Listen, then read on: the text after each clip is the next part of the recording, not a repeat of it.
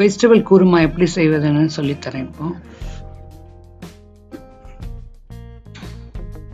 இதுக்கு தேவையான பொருட்கள் என்னென்னு பார்க்கலாம். முதல்ல காலிஃப்ளவரை கட் பண்ணி சுடுதண்ணியில் உப்பு போட்டு ஒரு ஆவியில் எடுத்துடணும். ஏன்னா அதில் ஏதாவது புழுலாம் இருந்துச்சுன்னா வெளியே வரும். அதை எடுத்து வடிகட்டி வச்சுக்கணும். அப்புறம் இதுக்கு என்னென்ன தேவைன்னு காமிக்கிறேன். அப்புறம் தேங்காவை மிக்சியில் அரைச்சி பால் எடுத்துக்கணும். முதல் பால், ரெண்டாவது பால், மூணாவது பால் எடுத்து வச்சுக்கணும். அதுக்கப்புறம் ஒரு கடாயில் 2 ஸ்பூன் எண்ணெய் ஊற்றுறேன். எண்ணெய் சூடானோன்னு லவங்கம் 6, பட்டை 2, சோம்பு 1 ஸ்பூனு, இஞ்சி பூண்டு கொஞ்சம்,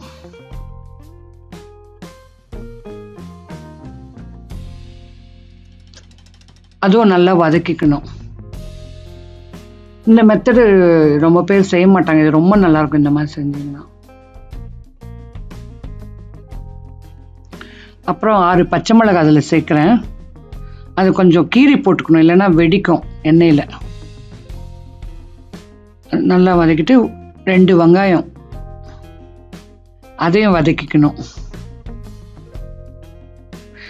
வெங்காயம் அரைக்க போகிறதுனால எப்படி வேணால் வெட்டிக்கலாம், அது ஒன்றும் பிரச்சனை கிடையாது. அப்புறம் 2 தக்காளி சேர்த்துக்கணும். பச்சை வாசனை போகிற மாதிரி வதக்கிக்கணும்.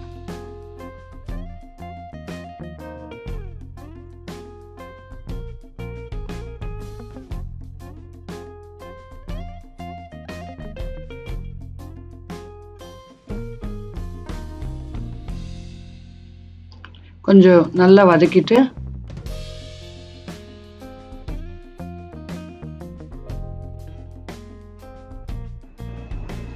வதங்கினோடனே கொத்தமல்லி சேர்த்துக்கணும்.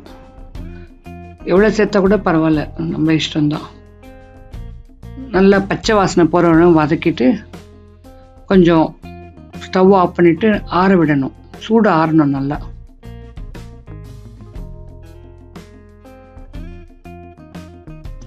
இப்போ மறுபடியும் குக்கர் வச்சு ஒரு 3 டேபிள் ஸ்பூன் எண்ணெய் ஊற்றிக்கணும். குக்கர் கொஞ்சம் எண்ணெய் காஞ்ச உடனே சோம்பு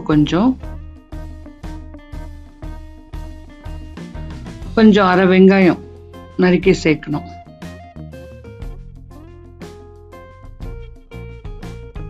உருளைக்கிழங்கு சேர்த்துக்கலாம்.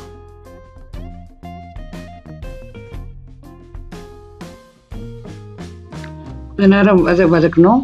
ஒரு கேரட்டு, உருளைக்கிழங்கு கூட நம்ம இஷ்டம் தான், கொஞ்சம் கூட இருந்தால் பரவாயில்ல உருளைக்கிழங்கு. அப்புறம் கேரட்டோட பீன்ஸ் சேர்க்குறோம். பட்டாணி நல்லா வதக்கணும். எதுவுமே நம்ம இஷ்டம் தான், எவ்வளோ வேணும் சேர்த்துக்கணும். சிறிதளவு மஞ்சள் சேர்த்து பிறகு தேவையான அளவு உப்பு சேர்த்துக்கலாம்.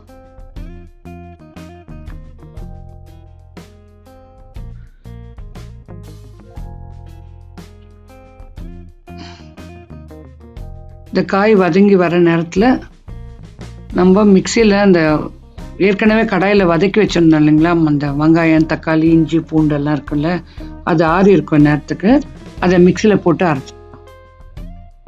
அரைக்கும் போது நம்ம தண்ணி ஊற்ற வேண்டாம். நம்ம பால் எடுத்து வச்சுக்கோம்ல, அந்த முதல் பாலுக்கு அப்புறம் 2வது பால், 3வது பால் அதை ஊற்றி அரைச்சிக்கலாம். நீங்கள் தண்ணி ஊற்றி அரைச்சினா ரொம்ப தண்ணியாயிடும் குருமா.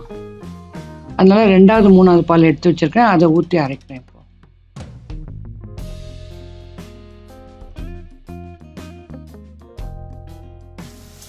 நல்லா அரைச்சி வந்தாச்சு மிக்சியில்.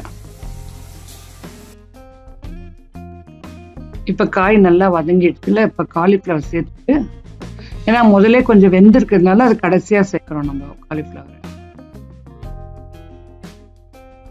நல்லா ஒரு வதக்கிட்டு இந்த அரைச்சி வச்சிருக்கீங்களா அதை இப்போ ஊற்றி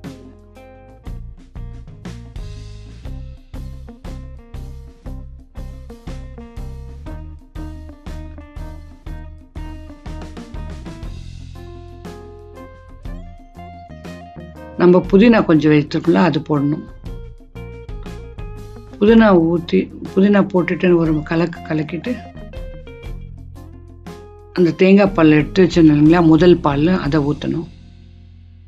திக்கு பால் நல்லா கலந்து விட்டுட்டு குக்கரை மூடி ஒரு விசில் வந்தால் போதும், ஆஃப் பண்ணிடலாம். இப்போ வந்துடுச்சு. இப்போ குக்கர் போட்டு மூடியாச்சு. ஒரு விசில் வந்துடுச்சு. ஸ்டவ் ஆஃப் பண்ணிடுவோம். இதோ இப்போ ஓப்பன் பண்ணோன்னே குருமா சூப்பராக ரெடி ஆயிடுச்சு. இதை நம்ம வெஜிடபிள் ரைஸ்க்கு யூஸ் பண்ணிக்கலாம், சப்பாத்தி எல்லாத்துக்கும் இது யூஸ் பண்ணிக்கலாம். இது வித்தியாசமாக இருக்கும். குருமா ரொம்ப டேஸ்டாக இருக்கும்.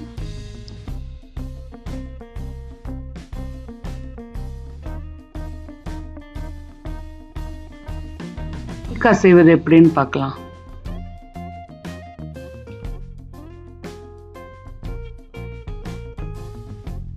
ஒரு கப்பு மாவு எடுத்துக்கிறேன். கோதுமை மாவு. அதில் சிறு சிறிதாக தண்ணி சேர்த்து பிசைஞ்சுக்கணும்.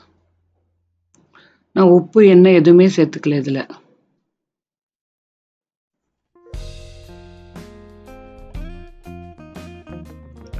கொஞ்சம் கொஞ்சமாக ஊற்றி பிசையணும், மொத்தமாக ஊற்றக்கூடாது தண்ணி.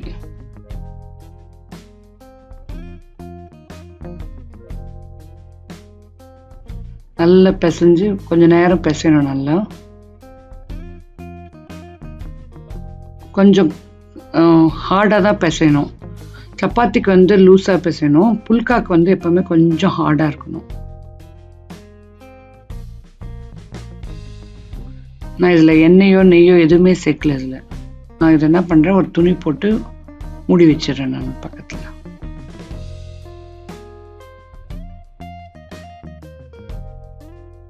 நல்லா 30 நிமிஷம் இதை ஊறட்டும்.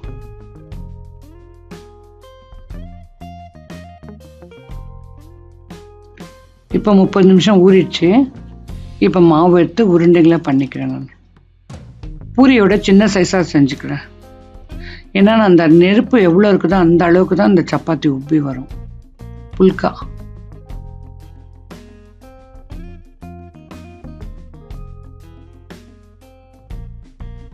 சரி, இது மாவு பெரட்டி இப்போ ஒன்று ஒன்றா செய்ய ஆரம்பிக்கலாம்.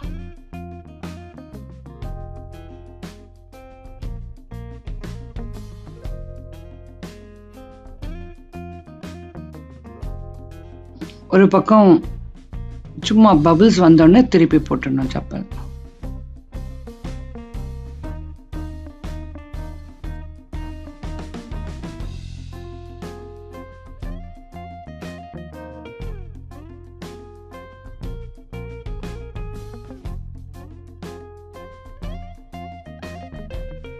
இந்த மாதிரி ஒரு ஸ்டாண்ட் போட்டு அடுத்த பக்கம் நெருப்பில் போடணும். அப்போ அப்படியே பொங்கி வரும் உங்களுக்கு. இந்த பொங்குறதுனால இந்த புல்கா என்ன இருக்கும், உங்களுக்கு சாஃப்டாக இருக்கும். நம்ம வேண்டுறவங்க மேலே நெய் தடவிக்கலாம்.